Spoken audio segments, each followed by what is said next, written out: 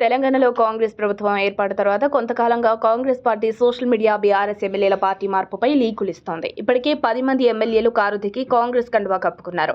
ఇక 11వ వికెట్ ఎవరిది అని మైండ్ గేమ్ ఆడుతోంది. అయితే ఆ 11వ ఎమ్మెల్యే ఎవరు అన్న చర్చ ఇటు బీఆర్ఎస్ అటు కాంగ్రెస్ లోనూ జరుగుతోంది.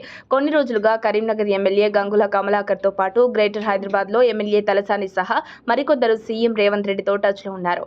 వారంతా ఎప్పుడు పార్టీలో చేరాలో కాంగ్రెస్ పార్టీ నిర్ణయిస్తోంది. దీంతో ఇప్పుడు చేరబోయే ఎమ్మెల్యే ఖచ్చితంగా గ్రేటర్ కి చెందిన ఎమ్మెల్యే అయి ఉంటారని పార్టీ వర్గాలంటున్నాయి.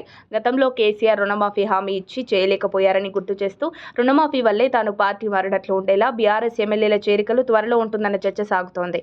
గురువారం రైతు రుణమాఫీ అమలు చేసిన రేవంత్ సర్కార్ కి రాష్ట్ర వ్యాప్తంగా పాలాభిషేకాలు జరుగుతున్నాయి. రైతు రుణమాఫీని తెలంగాణ వ్యాప్తంగా పెద్ద వేడుకలు నిర్వహించాలని అధికార కాంగ్రెస్ ఫిక్స్ చేస్తోంది. ఈ మేరకు రుణమాఫీ నిధుల విడుదల సందర్భంగా సీఎం రేవంత్ కీలక ప్రకటన చేశారు. రైతు రుణమాఫీని హర్షిస్తూ రైతులతో కలిసి భారీ బహిరంగ సభను నిర్వహించబోతున్నట్లు తెలిపారు. రుణమాఫీ నిధుల విడుదల కార్యక్రమంలో పాల్గొన్న రేవంత్ వివిధ జిల్లాలకు చెందిన రైతులతో వీడియో కాన్ఫరెన్స్ ద్వారా ముచ్చటించారు. రుణమాఫీ కావడంతో రైతుల అభిప్రాయాలను అడిగి తెలుసుకున్నారు.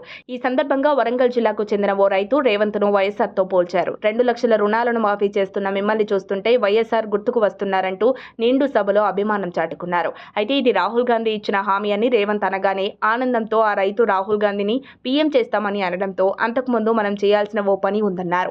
రాహుల్ గాంధీ రైతు డిక్లరేషన్ లో భాగంగా రైతులకు 2 లక్షల రుణమాఫీ చేస్తామని హామీ ఇచ్చారని ఆ హామీ మేరకు రుణమాఫీ చేస్తున్నామన్నారు రేవంత్. అందుకే రాహుల్ గాంధీకి కృతజ్ఞత సభ నిర్వహించబోతున్నామని చెప్పుకొచ్చారు.